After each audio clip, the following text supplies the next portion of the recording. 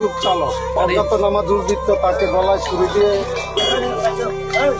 Push দিয়ে তার অটোটা নেওয়ার চেষ্টা করছে, কিন্তু যে কোনো কারণবশত হয়তো নিতে পারে না।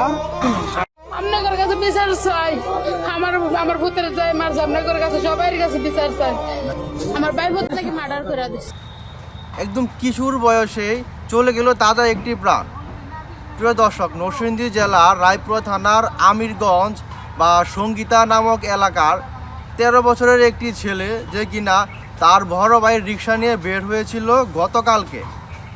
আর সেই রিক্সা দুর্বৃত্তরা কেড়ে নেওয়ার জন্য সেই ছেলেটিকে ধারালো ছুরি দিয়ে জবাই করে তাকে হত্যা করে তার রিক্সাটি নিয়ে যায়। আসলে আমরা আর মানুষ হব কবে?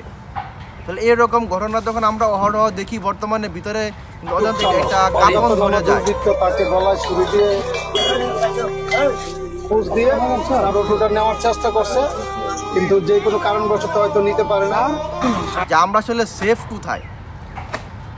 একটা সাধারণ রিক্সার জন্য একটা ছেলেকে খুন করতে পারে আমাদের মতোই এক প্রকার মানুষ।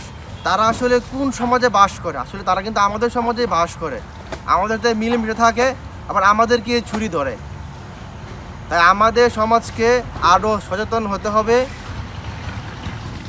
আর এই সুখ সম্বন্ধ পরিবারের রইল, তারা যাতে এই সুখ কাটিয়ে উঠতে পারে। আর এই ঘটনাটির সুষ্ঠু তদন্ত কামনা করছি।